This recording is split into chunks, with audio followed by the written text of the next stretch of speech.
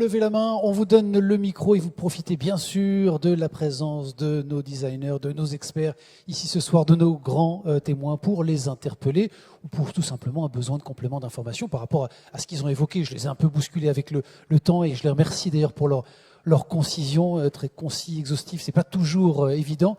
Très simplement, vous levez la main, on vous donne le micro, vous posez votre question, profitez-en parce qu'après, je crois que tout là-haut, oui, c'est pas tout à fait clair si vous levez la main. Et Aurore va vous apporter le micro. Même principe, c'est là-haut, tout là-haut, avant-dernier rang. Voilà, merci Franck. On va vous donner le micro. Merci d'avoir la gentillesse en tout cas de vous présenter rapidement et de poser votre question ou de faire votre remarque. On vous écoute, bonsoir. Bonjour, je suis Agathe Cottineau, une étudiante en design produit en 3e année. Parlez bien fort, qu'on vous entende. Et ma question c'était pour Guillaume Foissac. Mais comment on fait en fait quand on est dans un gros groupe et que forcément on se retrouve un peu avec la réalité qui n'est pas forcément la plus belle et on est censé inventer un futur un peu positif quand même. Et comment on fait face à cette réalité qui n'est pas forcément agréable où on doit... Enfin oui, voilà. Je ne sais pas si c'était très clair, mais... Guillaume Foissac. Comment est-ce qu'on fait dans un grand groupe? Peut-être. Bon, alors la réalité. Ouais, tout à fait. Donc merci pour la question. On va reprendre le micro et faire passer à quelqu'un d'autre. Merci. Qui lève la main. Guillaume.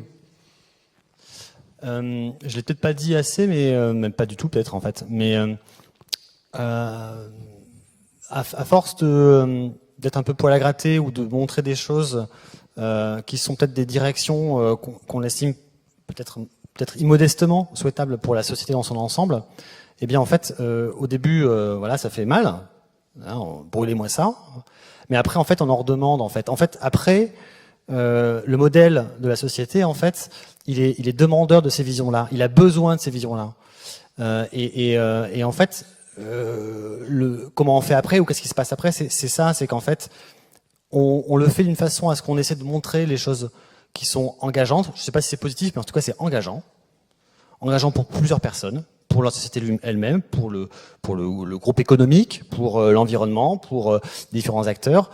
C'est engageant, et en le faisant avec les médias du design, et ça permet d'instaurer une mécanique, un mouvement qui va vers le mieux. Alors peut-être qu'il est hyper laborieux ce mouvement-là, peut-être qu'il est hyper lent, il est sans doute beaucoup trop lent par rapport à ce qui devrait être nécessaire, mais il apporte une pierre où il met un petit peu d'eau dans la rivière, quoi. Et je pense que c'est ça qu'il faut qu'on continue de faire, quoi. Rami parlait de son rôle de citoyen avant tout. Ouais, c'est ça. Je pense qu'on doit tous à notre niveau mettre un petit peu d'eau dans la rivière pour que les éventuels changements ou les éventuelles évolutions, elles arrivent. Moi, je le fais à mon niveau dans un groupe qui a l'intelligence de reconnaître ces grands défis qui sont devant lui. Parfois, on se prend des grandes claques. Voilà, nous, on se fait jeter, mais parfois aussi, on a des grandes victoires qui sont modestes à l'échelle du groupe, mais pour nous, qui sont des grandes victoires, qui montrent qu'il y a des voies qu'on a essayé d'ouvrir, qu'on estime positives, qui se développent, qui prennent un corps et qui deviennent, un statut de l'entreprise. Voilà, donc voilà ce qu'il faut qu'on fasse en tant que designer, c'est continuer bien sûr à essayer d'agir à des niveaux qui sont différents, avec cette croyance-là, et les écosystèmes finalement. Même si au début on gratte un peu, ils commencent par y être adhérents, voire même le réclamer, en avoir besoin, puisque explorer le futur, c'est une nécessité maintenant qui est bien sûr vitale pour plein d'entités. Et voilà, donc c'est notre métier, je pense aussi de montrer tout ça, quoi. Alors je sais pas si j'ai répondu, mais en tout cas j'ai essayé. Voilà. Merci Guillaume. Alors encore une autre question, vous levez la main très simplement, vous avez vu. Merci de nouveau monsieur, merci pour votre audace et votre participation. On vous écoute. Rebonsoir, merci. C'est une question en fait dans la continuité de celle qui vient d'être posée. Donc moi en fait je suis designer en alternance dans un grand groupe aussi. Et en fait je me demande, en fait c'est un constat qui est venu beaucoup de fois au cours des discussions. J'ai l'impression que le design a besoin d'une certaine vivacité, une certaine agilité, une certaine souplesse dans les méthodologies. Et parce que voilà, on a besoin d'être réactif quand on cerne certains enjeux. Et on s'était demandé à plusieurs reprises, est-ce que des modèles d'entreprises, de grandes entreprises qui ont déjà une identité posée depuis des décennies, déjà une vision des choses, etc., sont suffisamment souples et agiles pour s'aligner sur ces enjeux qui demandent beaucoup de réactivité? Merci pour votre question. Elle est adressée à Guillaume en particulier ou à Rami? Parce qu'il a abordé la question, mais ça peut être après. Bon, alors qui prend la main? Rami, une de réponse, des éléments de réponse là-dessus, en tout cas une tentative. Bon. Non, c'est en effet intéressant. C'est vrai que Guillaume, il a aussi la chance de travailler dans une entreprise dont l'État aussi a un regard. Souvent, en fait, les entreprises aujourd'hui, en tout cas certaines avec lesquelles je travaille, des très très grosses, se demandent parfois pourquoi on leur met à eux la responsabilité, alors qu'en fait elles disent nous, on fait de l'argent, c'est tout à fait normal, on engage des gens et c'est ce qu'on nous demande de payer les impôts. C'est pas à nous d'obliger l'État à changer les lois. Donc je pense qu'une entreprise, ce qui l'anime et ce qui l'a fait tout simplement vivre, c'est de produire. À moins, je ne parle pas des exceptions des entreprises qui ne produisent rien, mais dans la grande majorité des cas.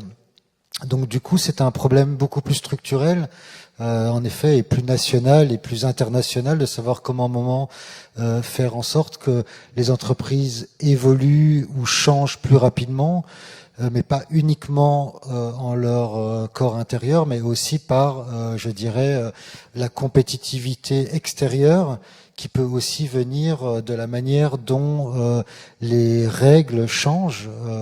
Et c'est vrai que nous, notre métier, il peut être des deux côtés. Moi, je travaille avec énormément de très grandes entreprises.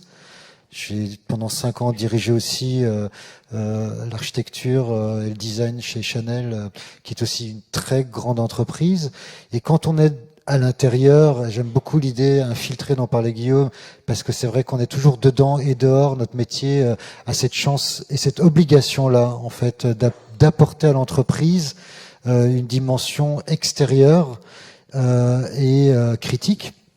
Eh bien, on accepte l'idée que de l'intérieur, il y a l'évolution des petits pas.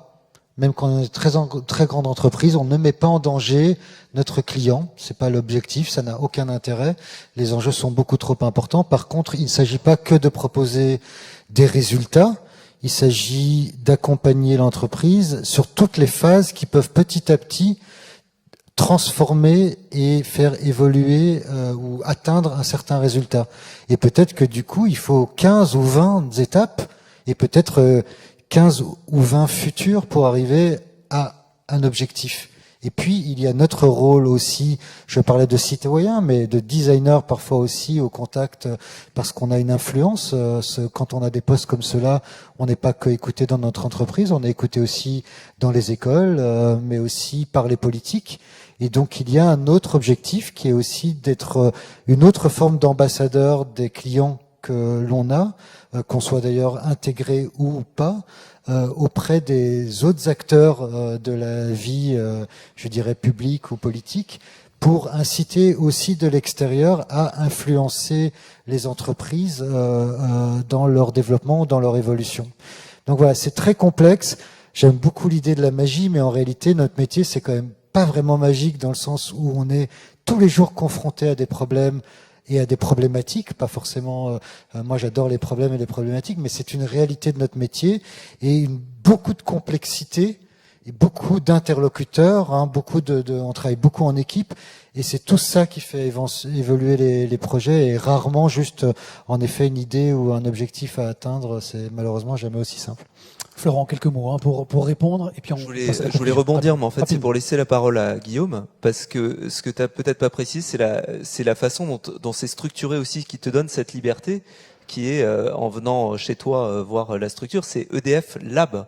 Et donc il y a ce côté assumé d'une cellule qui vient gratter, qui vient répondre à des commandes, mais je te laisse peut-être expliquer ça, mais je pense que c'est assez fondamental et c'est ce qui définit aussi un peu cet espace de liberté. Allez, quelques secondes, Guillaume, avant la conclusion. Merci. Quelques secondes, ouais. Ouais, merci. On a le, mais c'est pour aussi répondre à une partie de la question. Ce n'est que du labeur en fait. C'est-à-dire que dans des grandes sociétés, dans des grands écosystèmes comme ça, en fait, ça prend des années et des années pour passer et avoir une transition du design qui répond à des questions qu'on lui pose, au design qui pose lui-même ces questions et qui sollicite ses experts. Et donc c'est la chance qu'on a maintenant aujourd'hui, mais on l'a pas eu au début, on ne l'a pas donné comme ça. C'était pas un pain qu'on nous a donné gratuitement en arrivant sur la table. C'est que maintenant, voilà, on a par le labeur, par le travail, par les promesses qu'on a réussi à tenir. Eh bien, on a montré que le design pouvait avoir la légitimité de poser ses propres questions et de stimuler le groupe de l'intérieur. Voilà.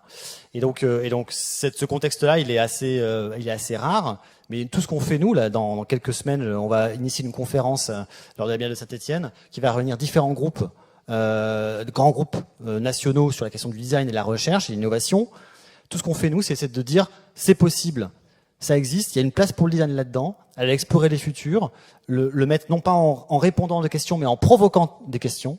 Et ça, je pense que vous êtes dans une génération où vous allez être face à ces enjeux-là et face à ces positions-là. Donc le contexte, on l'entrouvre nous, vous l'enverrez pleinement dans quelques années, j'en suis sûr. Guillaume, Rami, Régine et Florent, on peut les applaudir évidemment tous les quatre. Et Nicolas aussi qui nous entend depuis son train en direction de Paris. Merci beaucoup d'avoir été avec nous.